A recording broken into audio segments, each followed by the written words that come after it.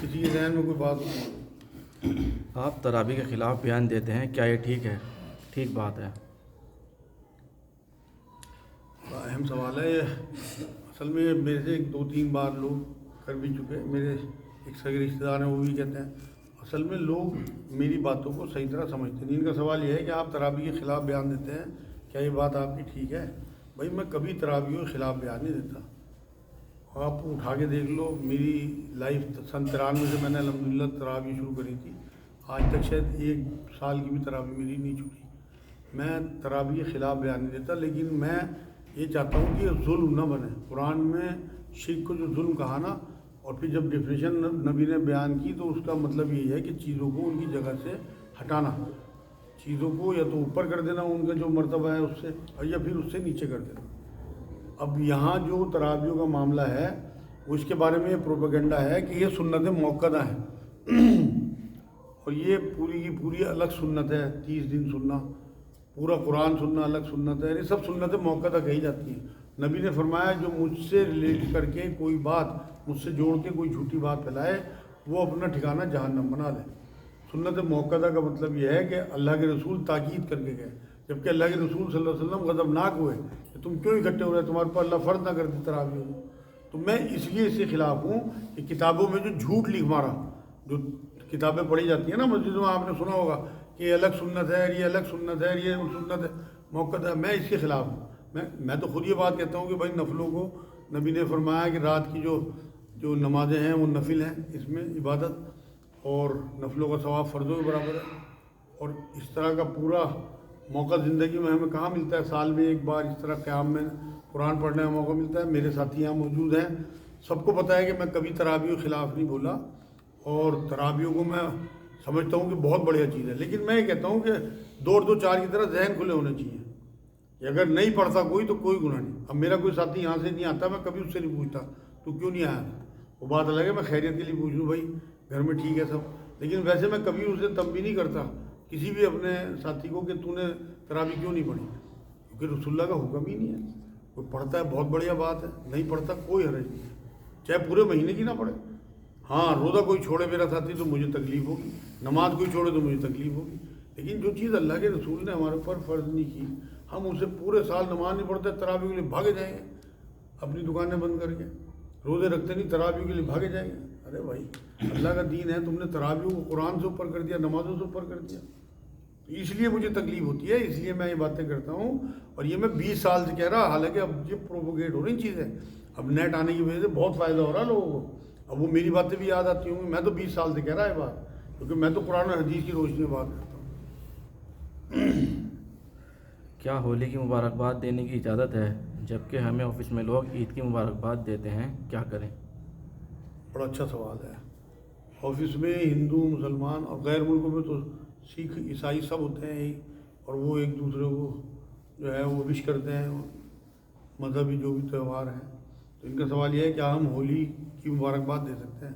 بھائی ہم بالکل نہیں دے سکتے، اور اگر وہ اس بات کو برا مانے، یاد دلائے، یا لوگ کہیں گے یار یہ تو تمہیں عید کی مبارکباد دیتے ہیں، تو آپ بہت محبت سے انہیں یہ بات کہیں کہ بھائی آپ کے مذہب میں اس بات کی اجازت ہے کہ آپ دوسروں کو وش کر سکیں، ہمارے مذہب میں اجازت نہیں ہے، کیونکہ آپ کا جو معاملہ، اتنی جرت ہونی چاہیے آپ کے ایمان میں، کیونکہ یہ جو معاملہ ہے سب بت پرستی سے جڑا ہوا ہے، اور توحید جو ہے اس کی ضد ہے بت پرستی، تو اس لیے آپ بالکل کوئی ان کی اس طرح کی پوجا کی جو مٹھائی ہو یا کوئی پرساد ہو وہ آپ لے لیں، میں نے آپ کو پہلے ہی بتایا تھا، لیکن جیب میں رکھ لیں، بعد میں اسے مٹی میں دبا دیں، کیونکہ قرآن یہ کہتا ہے کہ ان کے جھوٹے خداؤں کو بھی گالی مت دو، انہیں تمہارے سچے خدا کو بھی اٹھائیں گے، آیت ہے قرآن کی۔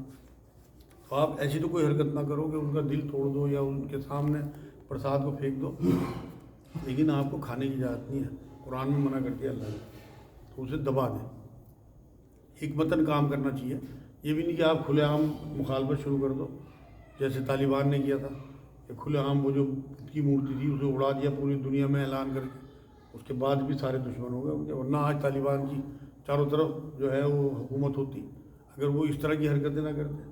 تو آپ کو حکمتاً جو بھی آپ کا اس ٹائم موقع ہو آپ پرساد لے کے جیب میں رکھو، وش نہیں کرنا آپ نے۔ میرے پاس بہت میسج آ رہے ہیں کیونکہ غیر مسلموں سے میرا تعلق ہے، میں تو جو بھی مجھے بھیجتا ہے میں سیم ٹو یو کہہ کے چھٹی، بس میں کبھی نہیں الحمدللہ انہیں اس طرح کی وہ وش کرتا، کیونکہ ہمارے مذہب ہمیں تو اللہ کے آگے کھڑے ہونا پہلے، ہمارے لیے ہمارا ایمان ہے، باقی سب کچھ بعد میں۔ میرے اسٹیٹس پہ لگا دیتے ہیں ہیپی ہولی مسلمانی۔ ایسا ہے نا، میں تو آپ کو شریعت بتا رہا، لوگ کیا کر رہے ہیں، لوگ تو شراب بھی پی رہے ہیں، لوگ تو سود بھی کھا رہے ہیں، لوگ تو سٹا بھی کھیل رہے ہیں۔ میں تو آپ کو شریعت بتا رہا کہ اسلام اجازت نہیں دیتا، جو کر رہے ہیں وہ گناہ گار ہے۔ نکاح ہو چکا ہے، رخصتی نہیں ہوئی، کیا رشتہ قائم کر سکتے ہیں؟ ان کا سوال یہ ہے کہ نکاح ہو چکا، رخصتی نہیں ہوئی، کیا رشتہ قائم کر سکتے ہیں؟ بھائی اللہ کی طرف سے تو آپ میاں بیوی ہو گئے، لیکن آپ یہ دیکھو جس معاشرے میں آپ رہ رہے ہیں، رسول اللہ ہمیں سب کچھ سکھا کے گئے، اصل میں تو ہمیں ہر معاملے میں 1400 سال پہلے پہنچ جانا چاہیے، بہت آسان ہو جائے گا ہمارے لیے۔ حضرت عائشہ رضی اللہ تعالیٰ عنہا سے نبی کا نکاح ہوا، 2.25 سال بعد رخصتی ہوئی، نبی تو کہیں نہیں ملے ان سے، تو اس لیے سنت طریقہ نہیں ہے، کیونکہ بہت کیس ایسے میرے پاس اپنے پاس آئے کہ یہ لڑکا لڑکی نکاح کے بعد مل لیے، اس کے بعد لڑکے نے انکار کر دیا، رخصتی نہیں ہوئی، وہیں کہ وہیں ان کا نکاح ختم ہو گیا۔ مطلب جو میرے پاس کیس آئے، ایسے بھی ہوں گے بھائی جو مل لیتے ہوں گے اس کے بعد رخصتی ہو جاتی ہوگی، تو اس لیے بالکل مناسب نہیں ہے، اپنے ماں باپ کے حالات کے حساب سے چلنا چاہیے، لڑکی کو بھی لڑکے کو بھی۔ اگر ان کے حالات ایسے ہوتے ہیں آپ رخصتی کرائیں لے کے جائیں، آپ کہیں ہمیں ہنگامہ ہی نہیں کرنا، بھائی ہم نے نکاح کر لیا، مسجد میں نکاح کریں چھٹی۔ میں نے تو الحمدللہ 2 بچوں کے اپنے نکاح کرے تھے، 4 ساڑھے 4 سال ہو گئے، ایک کیل بھی نہیں لی، مسجد میں خود نکاح پڑھایا چھٹی، ایک کیل بھی نہیں لی الحمدللہ، میں کیمرے کے سامنے بات کہہ رہا، اور خود نکاح پڑھائے ان کے، اور بالکل الحمدللہ بالکل سادے طریقے سے، ولیمہ اپنی حیثیت سے میں نے کر دیا الحمدللہ۔ تو اس لیے آپ شادی کریں، اپنی بیوی کو گھر لے کے جائیں، پھر جیسے مرضی آپ اس کے ساتھ رہیں، لیکن اس سے پہلے میری علم کے حساب سے مناسب نہیں ہے بات، اجازت آپ کو ہے اللہ کی طرف سے۔ رمضان میں اسٹوڈنٹ کیسے عبادت کو سیٹ کریں؟ رمضان میں اسٹوڈنٹ کیسے عبادت کو سیٹ کریں؟ جی بھائی اسٹوڈنٹ جو ہیں رمضان میں کیا ہو تو جب تک ان کی اسٹوڈنٹ لائف ہو ٹائم ٹیبل سیٹ کریں، اصل میں ٹائم مینجمنٹ جو ہے وہ ایمان کا حصہ ہے۔ آپ یقین کریں، جب سے میں نے ہوش سنبھالا اس لائن میں آیا ہوں، لگ بھگ 30 سال کے قریب ہو چکے، 31 سال، تو میری زندگی الارم پر چل رہی، اور میں کبھی لیٹ نہیں ہوتا اپنے معاملوں میں، کیونکہ یہ بات بھی میں نے نبی سے ہی سیکھی۔ ہر بات میں کہہ رہا 14 سال پہلے چلے جاؤ، نبی اکرم صلی اللہ علیہ وسلم کسی کو جو ٹائم دیتے تھے تو بالکل ٹائم پہ پہنچتے تھے۔ تو آپ اپنی ٹائمنگ سیٹ کرو گے، یہ میری پریپریشن کا ٹائم ہے، یہ میری نمازوں کا ٹائم ہے، یہ میری تسبیحات کا ٹائم ہے، یہ میں نے قرآن کا ٹرانسلیشن پڑھنا ہے، یہ میں نے قرآن کی تلاوت کرنی ہے، یہاں میں نے اپنی ماں کی ٹانگیں دبانی ہے۔ یہ سارے معاملے جو ہیں رمضان میں آپ ٹائمنگ سیٹ کر لو، بہت آسان ہے، اور آپ تو اسٹوڈنٹ ہو، جوان ہو ماشاءاللہ، آپ کے لیے تو بہت آسان ہے۔ ہم تو بڈھے لوگ ہیں، اس کے بعد بھی الحمدللہ سب کچھ کرتے ہیں، پورا جو رمضان ہے ایسا سیٹ کر دیتا ہے اللہ پاک، اور یقین کرو 11 مہینے وہ مزہ نہیں آتا زندگی کا جو اس 1 مہینے میں آتا ہے۔ مطلب دنیاوی مزہ بھی، یہ نہیں کہ دینی مزہ تو الحمدللہ آتا ہی ہے، رحمت برس رہی، لیکن دنیاوی مزہ بھی جیسا اس مہینے میں آتا ہے ویسا نہیں آتا، ایسا آرام نہیں ملتا، ایسی سوچ نہیں ملتی، ایسا علم نہیں ملتا، ایسے ساتھی اکٹھے نہیں ہوتے روز، کہاں 1 مہینے اس طرح ساتھی اکٹھے ہوتے ہیں پورے سال، گھر والوں کے ساتھ بیٹھنا کھانا، یہ تو عجیب و غریب رونقوں کا مہینہ ہے۔ ٹائم مینجمنٹ سے آپ اپنا سارا معاملہ درست کر لیں۔ کیا لیٹ کر قرآن پڑھ سکتے ہیں؟ بڑا اچھا سوال ہے بھائی، کیا لیٹ کر قرآن پڑھ سکتے ہیں؟ بالکل پڑھ سکتے ہیں بھائی، کہیں اسلام میں منائی نہیں ہے۔ یہ لوگ جو ہے پتہ نہیں کیوں برا مناتے ہیں اس بات کا، اگر آدمی تھکا ہوا ہے، کمر میں درد ہے، روزے ہیں آج کل، کمزوری ہوتی ہے، تو بالکل ٹیک لگا کے یا لیٹ کے قرآن پڑھے، کوئی منع نہیں ہے۔ اصل میں یہاں پتہ نہیں کیوں بہت زیادہ شدت ہے ہمارے، نبی تو یہ فرما گئے کہ میں آسان دین لے کے آیا۔ ایک میں آپ کو بتاؤں، ایک بار نبی اکرم صلی اللہ علیہ وسلم، ماں عائشہ فرماتی ہیں بات کہ اکثر حضور میری زانوں پہ سر رکھ کے قرآن پڑھتے تھے، اور میں حیض سے ہوتی تھی۔ بخاری شریف کی صحیح حدیث بتا رہا میں آپ کو، نبی کے ہاتھ میں قرآن تو نہیں ہوتا تھا، نبی تو حافظ تھے، لیکن تلاوت کرتے رہتے تھے۔ ہم اسی طرح سے قرآن کو ہاتھ میں لے کے بالکل پڑھ سکتے ہیں، بس ایک احتیاط رکھنی ہے، کیونکہ لیٹ کے نیند سے آتی ہے، آدمی میں کمزوری بھی ہوتی ہے رمضان میں، تو ایسا نہ ہو کہ آپ کے ہاتھ سے قرآن گر کے شہید ہو جائے، اتنا کانشیس آپ کو رہنا ہے۔ تو اگر آپ اس طرح کر سکتے ہیں بالکل کوئی حرج نہیں ہے، کہنے تو لوگوں کو، آپ رسول اللہ کی طرف دیکھو کہ رسول کیا کرتے تھے، دیٹس آل۔ کیا تراویح کے ساتھ تہجد پڑھنا ٹھیک ہے؟ ان کا سوال یہ ہے کیا تراویحوں کے ساتھ تہجد پڑھنا ٹھیک ہے؟ بالکل کوئی حرج نہیں ہے، آپ چاہے 2 کر کے 200 نفل پڑھو، آپ نے 20 تراویح پڑھی، آپ کو فجر میں ٹائم مل رہا اور سحری سے پہلے آپ اٹھ گئے، دو دو کر کے 8 نفل پڑھ لو، 2 پڑھ لو، 4 پڑھ لو، 6 پڑھ لو، جتنے مرضی نفل پڑھو، بالکل اجازت ہے، وہ رسول اللہ کی سنت ہے اور یہ رسول اللہ کا حکم ہے۔ گرمی میں پیاس کی وجہ سے روزہ توڑیں تو کیا کریں؟ گرمی میں پیاس کی وجہ سے روزہ توڑیں، بھائی اگر جان پہ بنی آئی تو بالکل روزہ توڑ سکتے ہیں، اور اس کی ایک روزہ جو ہے بعد میں رکھ لیں، یہ روزہ کا فدیہ ہو گیا۔ کچھ نہیں کرنا ہو، گھبرانا نہیں ہے۔ اللہ نے قرآن میں کہا میں تمہارے لیے آسانی چاہتا ہوں، مشکل نہیں چاہتا۔ تو اگر کسی کو واقعی اتنی زیادہ تکلیف ہے، یہ بات میں آپ کو بتا دوں کہ اللہ کو سب سے زیادہ دنیا میں کوئی چیز پسند ہے تو وہ جو عزیز ہے سب سے زیادہ چیز، وہ انسانی جان ہے۔ نبی کے ذریعے ساری تعلیمات ہمیں، ایک بار کعبے کے سامنے کھڑے ہو کے کہا تھا رسول اللہ نے کہ سن لے اللہ کے گھر، تو اللہ کو بہت پسند ہے، لیکن تیرے سے زیادہ عزیز اللہ کو ایک جان کی حرمت ہے، تیری حرمت سے بھی زیادہ ایک جی جان کی حرمت، اللہ آپ کی جو جان کی حرمت ہے وہ اللہ کو کعبے سے زیادہ پسند ہے، 70 ماؤں سے زیادہ محبت کرتا ہے۔ ہم اس کی وہ ویلیو نہیں سمجھتے، ہم نہیں سمجھتے کہ اللہ کتنا بڑا ہے اور وہ کتنا ہمارے لیے خیر خواہ ہے، اور کس طرح ہمیں دیتا ہے، کس طرح ہمیں کھلاتا ہے اور پالتا ہے، ہمیں اندازہ ہی نہیں ہے اس بات کا۔ رمضان میں چھوٹے ہوئے روزے پورے سال نہ رکھ سکے تو اگلے سال رکھ سکتے ہیں؟ رمضان کے چھٹے ہوئے روزے اگر پورے سال نہ رکھ سکے اگلے سال، بالکل یہ تو ادھار ہے آپ کے اوپر بھائی، اور فرض ہیں، پوچھ گچھ ہوگی، جتنی جلدی رکھو گے اتنا اچھا ہے، کیونکہ موت کا کچھ پتہ تھوڑی ہے کہ آدمی کب مر جائے۔ تو جتنا آپ کو مہلت اللہ نے دی رمضان کے بعد، کھٹاپٹ روزے رکھو اور پورے کرو انہیں، اور اگر آپ خدا نہ خواستہ کسی وجہ سے آپ نہیں رکھ سکے تو اگلے سال، اب رمضان چل رہے شوال میں انشاءاللہ تعالیٰ آپ روزے رکھ لو، یا کبھی بھی جب مرضی آپ، لیکن رکھنے ضروری ہیں بھائی، عورت ہو یا مرد ہو۔ اس میں عورتیں بہت کوتاہی کرتی ہیں، جو ان کے ایام کے روزے ہیں وہ رکھتی نہیں، اکثر میں نے دیکھا اپنے گھر والوں میں۔ تو یہ بہت سخت حساب ہونا ان روزوں کا، ہوش مند جو بھی لوگ ہیں اور بالغ جو لوگ ہیں جن کے اوپر روزے فرض ہیں، فرضوں کا بہت سخت حساب ہونا ہے۔ نفلوں کے پیچھے لگے رہتے ہیں ہم لوگ، جبکہ نفلوں کا کوئی حساب ہی نہیں ہونا۔ نفلیں آپ کی درجی، جو میں تراویح کی بات کر رہا، یہ درجہ بلندی کے لیے دی اللہ نے، یا کمپنسیشن پورا کرنے کے لیے، مان لو کہ فرضوں میں کوئی کوتاہی رہ گئی تو یہ روایت تو ثابت ہے، حضور نے فرمایا، تو ان سنتوں سے آپ کی اللہ کوتاہی پوری کرا دے گا۔ ان کے تو پیچھے لگے رہتے ہیں سنتوں کی، اور فرضوں کی وہ ویلیو نہیں سمجھتے۔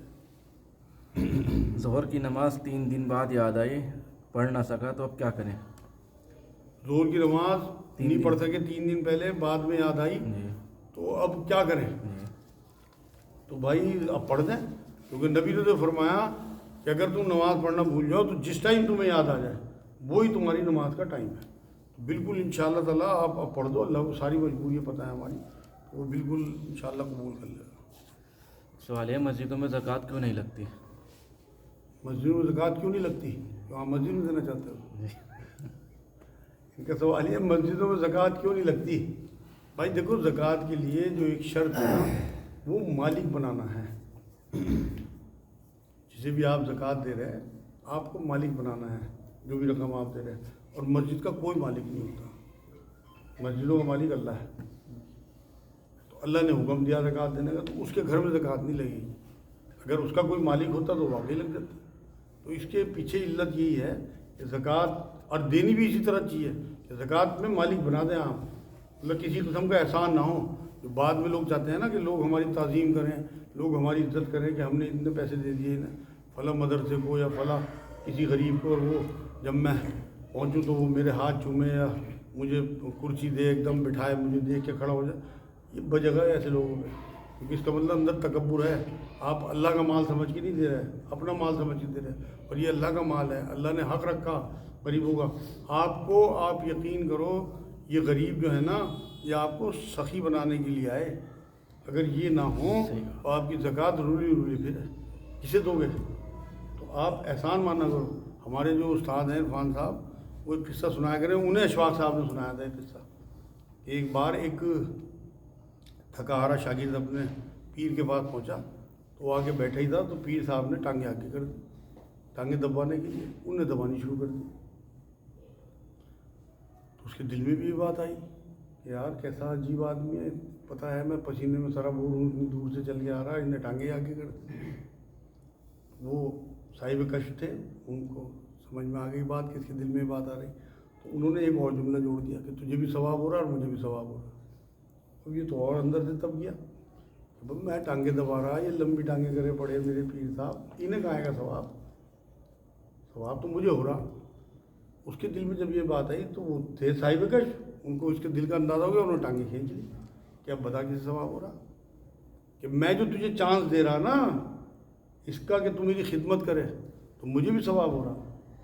تو جتنے بھی یہ زکوٰۃ لینے والے ہیں نا، یہ ہمارے محسن ہیں، یہ ہمیں چانس دے رہے ہیں اس بات کا کہ اللہ نے جو تمہیں دیا تم ہمیں دے دو اس میں سے۔ تو یہ ان کا احسان ہے ہمارے اوپر، ہم احسان نہ جتائیں، یہ ان کا احسان ہے ہمارے اوپر کہ یہ ہم سے زکوٰۃ لے لیں۔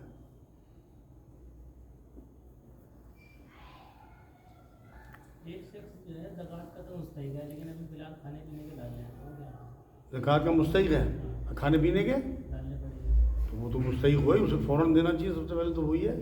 یا تو آپ سوال نہیں صحیح بتا رہے، نہیں، اس کے اوپر زکوٰۃ کا فرض ہے، اس پہ ہے زیور، مال ہے اس پہ، اچھا جائیدادیں ہیں، جائیداد ہے، زیور ہے۔ زیور ہے، تو زیور بیچ کے اپنا گھر چلائے، زکوٰۃ تھوڑی لگ جائے گی ایسے آدمی کو جس پہ زکوٰۃ مطلب اتنا نصاب ہو اور ایک سال بھی گزر گیا ہو اور وہ گھر میں زیور رکھا ہوا ہو اس کے، تو کسی قیمت پہ بھی زکوٰۃ نہیں لگے گی، پہلے اسے بیچے اور اپنا گھر چلائے جو اس کے اوپر فرض ہے، تو اور زکوٰۃ بھی دے اس زیور میں سے، چاہے زیور تھوڑا سا بیچ کے جتنی بیٹھتی ہے اتنی زکوٰۃ دے دے، تو انشاءاللہ زیور بھی بچا رہے گا اور اس کا کام بھی چل جائے گا۔ ہم اللہ کے قانون پہ چلتے نہیں، اصل میں دل سے اگر اللہ کی بات مانیں اور رسول اللہ کی بتائی ہوئی شریعت پہ چلیں تو اس طرح کے مسئلے ہی نہیں آتے، ایسی پریشانی ہی نہیں آتی۔ اگر وہ اسے پتہ ہے کہ میرے پاس زیور ہے اور مجھے زکوٰۃ لگے گی نہیں، میں مستحق ہی نہیں ہوں، تو نکال کے اس زیور میں سے تھوڑا سا حصہ بیچے، اپنا کاروبار بھی کرے، اپنا گھر میں راشن بھی ڈالے اور اس زیور کی بھی زکوٰۃ دے جو اس کے پاس رکھا ہوا ہے۔ استعمال کے زیور پہ بھی لگتی ہے زکوٰۃ؟ ان کا سوال یہ ہے استعمال کے زیور پہ بھی زکوٰۃ لگتی ہے؟ بالکل لگتی ہے بھائی۔ ایک بار ایک عورت اپنی بچی کے ساتھ نبی اکرم صلی اللہ علیہ وسلم کی بارگاہ میں آئی کسی کام سے، تو ان کی بچی نے اتنے موٹے موٹے کڑے پہن رکھے تھے سونے، تو نبی نے فوراً پوچھا ان کی زکوٰۃ دیتی ہو کہ جی نہ، زکوٰۃ دیا کر، یہ سانپ بچھو ہیں۔ تو اس سے ثابت ہو گئی یہ بات، اس نے پہنی تو رکھے تھے، یوز میں تھی، تو یہ بیکار کی بات ہے۔ کچھ لوگ جو ہے نا علماء دین، میں نام تو نہیں لیتا، لیکن وہ یہ کہتے ہیں کہ جی استعمال کے سونے پہ زکوٰۃ نہیں ہے، تو نبی تو صاف بات کہہ کے جا رہے ہیں، اس بات کو کیسے نہیں ہے؟ ہر حال میں ان کی دلیل یہ ہوتی ہے نا، جب ہمارے پاس 50 لاکھ کا مکان ہے وہ بھی استعمال کا ہے، ہمارے پاس 40 لاکھ کی گاڑی ہے وہ بھی استعمال کی ہے، اور 5 لاکھ کا زیور ہے، تو ہم اس پہ کیوں دیں اور ان پہ کیوں نہ دیں؟ ان کا سوال یہ ہے کہ لوگ یہ کہتے ہیں 50 لاکھ کا مکان، 5 لاکھ کی گاڑی، 40 لاکھ کا زیور، تو زیور پہ کیوں دیں اور ان پہ کیوں نہ دیں؟ بھائی یہ تو اللہ رسول کا دین ہے، اب کوئی یوں کہنے لگے میں نماز کیوں پڑھوں بھائی میں کیوں جھکوں، اپنے سر کو نیچے کروں اور ٹانگ کے اوپر اور کلے اوپر کر کے میں کیوں ٹھیکوں اس طرح سے؟ یہ تو عجیب و غریب بات ہے۔ تم ذرا سڑک میں کر کے دکھاؤ، لات مارے گا آتا تمہارے۔ یہ تو ایک اللہ کا حکم ہے، آپ کو مسجدیں دی، آپ کو جھکنے کا موقع دیا، اپنے آگے یہ تک فرمایا اللہ نے کہ سجدہ کرتے ہوئے یہ گمان رکھا کرو جیسے تم اللہ کے قدموں میں سر رکھ رہے ہو۔ تو یہ تو اللہ کا حکم ہے، اللہ ہی نے یہ ہمیں بتایا اپنے رسول کے ذریعے کہ جو تمہاری استعمال کی اس طرح کی چیزیں ہیں، جائیدادیں ہیں، کاریں ہیں، گودام ہیں، ان پہ تمہاری کوئی زکوٰۃ نہیں ہے۔ اور یہ فرمایا جو تمہارے گودام میں مال پڑے ہوئے ہیں، تجارتی مال ہو یا گھر میں کیش رکھا ہوا ہے، یا تمہارے پاس کوئی اس طرح کا پلاٹ ہو جو تم نے سیل پرچیز کے لیے لیا ہوا ہے، ان سب پہ زکوٰۃ ہے۔ تو یہ شریعت ہمیں رسول اللہ دے گئے۔ اب کوئی یوں کہے جی ان پہ کیوں اور ان پہ کیوں نہیں، تو اس کا تو مطلب یہ ہے، وہ تو یوں بھی کہے میں کیوں دوں زکوٰۃ بھائی 2.5%، میرا کمایا ہوا مال ہے۔ یہی قارون اور حامان کہتے تھے، اپنی چلانا دین تھوڑی ہے، رسول اللہ کی چلانا دین ہے۔ اب یہ تو لاجک ہو ہی نہیں سکتی اس بات کو کہ جو چھوٹ انہوں نے دی ہم اسے بھی یوں کہیں بھائی ہم اس پہ کیوں نہ دے دے بھائی، اس پہ بھی کوئی منع کر رہے ہیں؟ رسول اللہ تو پوری پوری دے دیتے تھے، جتنا بھی مال آتا تھا کوئی منع نہیں ہے۔ اگر وہ دینا چاہتے ہیں اس پہ روکے نا، سننے پہ اس پہ دینا چاہتے ہیں گھر پہ اور اس پہ، تو اللہ انشاءاللہ ایکسیپٹ کرے گا اور انہیں اجر بھی دے گا، کیونکہ حضور نے فرمایا زکوٰۃ کے علاوہ بھی تمہارے مالوں میں غریبوں کے حق ہے، یہ بھی حدیث ہے۔ کتنے تولہ سونا ہونا چاہیے یا کتنا ہونا چاہیے اس پہ زکوٰۃ؟ ان کا سوال ہے کتنے تولہ سونا ہونا چاہیے جس پہ زکوٰۃ واجب ہو؟ بھائی کیش، چاندی، سونا ملا کے لگ بھگ اس ٹائم 90 گرام کے قریب، مطلب 9 تولہ کے قریب، اور جو عرب کا تولہ ہے اس کے حساب سے 7.5 تولہ۔ تو اگر وہ آپ کے پاس ہے اور اس پہ 1 سال بھی گزر چکا تب آپ پہ زکوٰۃ واجب ہے، اس سے کم ہے تو ہے، اس سے کم ہے تو نہیں ہے۔ ہم کسی اپنے مسلم بھائی سے ملتے ہیں تو سلام کرتے ہیں، کسی ہندو بھائی سے ملتے ہیں تو اس کے لیے ان کا سوال یہ ہے کسی مسلم بھائی سے ملے تو سلام کریں، किसी हिंदू भाई से मिले तो क्या करें? अगर वो नमस्ते कर रहा तो आप भी नमस्ते करो, आप उनमें सलाम भी कर सकते हो। यार सलाम क्या है मेरे भाई? सलाम एक दुआ है, सलामती भेजना। आप यकीन करो मैं कभी भी बद्दुआ नहीं देता इन गैर मुस्लिमों को भी, हालांकि कितने जुल्म हो रहा है। मैं यही कहता हूँ अल्लाह ही नहीं हिदायत है। कुछ तो लोग ये कहते हैं कि नमस्ते करना जैसे सर को झुकाने वाली बात है। नहीं, वो तो कुछ लोगों की बात नहीं मैं कर रहा, मैं शरीयत की बात कर रहा कि हुजूर ने मजमे में गैर मुस्लिम और मुस्लिमों के सलाम करते हुए गुजरे। हुजूर उसमें कुछ गैर मुस्लिम भी थे और मुस्लिम भी। और नमस्ते का मतलब जो लोग निकालते हैं ना सजदा करना नहीं है, हमारे यहाँ सजदा हराम है। तो इसलिए बिल्कुल आप बेफिक्र रहो, मुतमईन रहो। आपको इस मुल्क में रहना बिल्कुल ही नक्कू नहीं बनना इनके साथ, वरना जो हालात पहुँच गया ना इन्हीं शिद्दतों की वजह से पहुँच गया। जहाँ ज़रूरत है वहाँ तो रुकते नहीं, मतलब जो है कोई होली का टिक्का लगाया लगवा लेंगे, वहाँ ज़रूरत है आपके ईमान की ना भाई। लेकिन जहाँ ज़रूरत नहीं है, कोई आपको नमस्ते कर रहा है आप भी नमस्ते कर दो, उसका मतलब ही वो नहीं है कि सजदा कर रहे हैं आप उसे, जैसे थोड़ा झुक के आप ओबलाइज कर रहे हैं, इसका मतलब ये है, कोई हर्ज नहीं है। एक टाइम में कितनी नमाज़ें जमा कर सकते हैं? इनका सवाल ये एक टाइम में कितनी नमाज़ें जमा कर सकते हैं? 2 नमाज़ें, ज़ोहर और असर मिला के पढ़ सकते हैं, मगरिब और इशा। मतलब दिन में अगर आप 3 दफ़ा किसी, लेकिन ये नज़ीर नहीं बनना, मतलब इसे आपने प्रैक्टिस में नहीं लाना। ये नबी अकरम सल्लल्लाहु अलैहि वसल्लम ने एक बार पढ़ के दिखाई मदीने में, बिना किसी उज़र के, ना बारिश थी ना सफ़र था। तो अगर कभी आप इस तरह से फंस जाओ या किसी की ऐसी मजबूरी हो कि जॉब नहीं मिल रही है या किसी ऐसे ऑफिस में वो है कि अपने जो लंच के टाइम में वो नमाज़ पढ़ता है, तो ज़ोर के साथ 4 फ़र्ज़ भी पढ़ते असर के। इसी तरह घर आ गए पहले मगरिब पढ़ते फिर ईशा पढ़ते, अगर ईशा के टाइम घर पहुँचा। तो ये उन लोगों के लिए तो छूट है, इसीलिए नबी दिखा के गए। तो आप 2 नमाज़ें मिला के पढ़ सकते हो, एक तो ज़ोहर और असर, ईशा और मगरिब, सफ़र में भी बिना सफ़र के। नमाज में उर्दू में दुआ कर सकते हैं। इनका सवाल ये नमाज में उर्दू में दुआ कर सकते हैं? बिल्कुल दुआ ही उर्दू में करनी चाहिए आपको, नमाज में ही करनी चाहिए भाई। एक मिनट, जो नमाज में अल्लाह रब्बुल इज़्ज़त ने, देखो आप इमाम साहब के पीछे तो आप उनके ताबे हो, वहाँ तो आप कुछ नहीं कर सकते। जितना टाइम मिले उसमें 2-4 दुआएं अपने माँ बाप के लिए, अपने लिए। लेकिन वैसे आप सजदे में, रुकू में, अत्तहियात में आप बैठे, सारी जगहें दुआओं की हैं, खूब लंबी लंबी दुआएं किया करो। सजदे में गया 3 दफ़ा सुभान रब्बी अल्लाह कहा, उसके बाद अपनी दुआ अल्लाह ये कर दे, अल्लाह ये कर। और सजदे में तो अल्लाह के बहुत करीब होता है, कुरान की आयत है सजदा कर अल्लाह के करीब हो जा। तो वो तो दुआओं की है ही जगह, हमें बताते ही नहीं। हमारे यहाँ तो जो सुन्नत तरीका नहीं है उस सुन्नत उस पर लगा रखा कि नमाज के फ़ौरन बाद इमाम साहब पलटेंगे अध्याय दुआएं। कहीं नबी ने नहीं करी दुआएं इस तरह। आप लिखा हो दिखा दो कहीं, मुझे कोई हदीस दिखा दो। जो करा नहीं वो करते हैं, और जो करा उसे करते नहीं। कमाल की बात यह है। जो नमाज में अरबी में दुआएं हैं उन्हें हम अपनी ज़ुबान में कर सकते हैं। अरबी में जो दुआ है, एक ही दुआ ज़्यादातर पढ़ी जाती है, 2 दुआएं रब्बना आतिना, वो तो कुरान की आयत है, उसका तर्जुमा आपको याद होता है सबको। बाकी उसके अलावा देखो नमाज को तो आप छेड़ो मत, वो तो अरबी में ही पढ़ो जो मुतवातिर आ रही बड़े बुजुर्गों से जिस तरह चली आ रही। लेकिन आप उन जगहों पे अपनी नफिल और सुन्नत नमाजों में ज़रूर अपनी ज़बान में दुआ किया करो, इंशाल्लाह कबूल हो गया। सजदे में दुआ मांगने गलत? सजदे में दुआ मांगनी ही चाहिए, इनका सवाल गलत नहीं, बहुत अच्छा है, वहीं तो आप अल्लाह के करीब होते हो। वो उससे कहते हैं कि अगर इसे मान के चले तो मतलब सही नहीं होता ये। अरे मेरे भाई लोगों की बात नहीं मैं कर रहा, मैं तो वो बात कर रहा आपको जो शरीयत बताती है। कुरान की आयत है कि सजदा कर अल्लाह के करीब हो जा। अब करीब में जब आप जितने करीब जाके किसी से कोई सवाल करोगे वो उतना ही कॉन्फिडेंशियल होगा, उसका और आपका अल्लाह का मामला होगा। तो आप सजदे में दुआ करो इंशाअल्लाह ताला, जितनी मर्जी लंबी दुआएं करो। एक सवाल है कि मेरे बेटे को स्मार्टफोन मिला है कॉलेज की तरफ से, उसके पास में ऑलरेडी एक स्मार्टफोन है, तो जो कॉलेज से मिला है वो मुझे हदिया करना चाहता है, क्या मैं उसे अपने इस्तेमाल में ले सकता हूँ? मतलब इनका सवाल यह है, लड़के को कोई मोबाइल फ़ोन मिला और वो अपने वालिद को क्या गिफ्ट कर सकता है, लेकिन वो मिला क्यों ये बताओ आप? यूज़ करने के लिए, पढ़ाई के लिए? इनाम में मिला या पढ़ाई के लिए मिला? पढ़ाई के लिए। अगर पढ़ाई के लिए मिला तो उसे वो यूज़ करना चाहिए, अपना पुराना वाला आपको दे देना चाहिए, क्योंकि वो जिस मकसद से गवर्नमेंट ने दिया ना वो मकसद गिफ्ट नहीं है। गिफ्ट तो आप मालिक हो गए, किसी ने आपको गिफ्ट दिया आप आगे गिफ्ट दे सकते हो, लेकिन मकसद जो है ना उसमें फिर वो अमानत में ख़यानत होगी, वो मुनासिब नहीं है बिल्कुल। तो आप पुराना मोबाइल आप उससे ले लो और नया मोबाइल उसे ही दो जिस मकसद से गवर्नमेंट ने उसे दिया है। वो गिफ्ट कर नहीं सकता मैं? नहीं, गिफ्ट नहीं कर सकता आपको, क्योंकि उसके पास भी गिफ्ट नहीं है ना वो। अगर वो गिफ्ट मिलता उसे फिर तो, क्योंकि यूज़ करने के लिए दिया तो उसे यूज़ ही करे, तभी जो है ना ईमान का मामला होगा सही।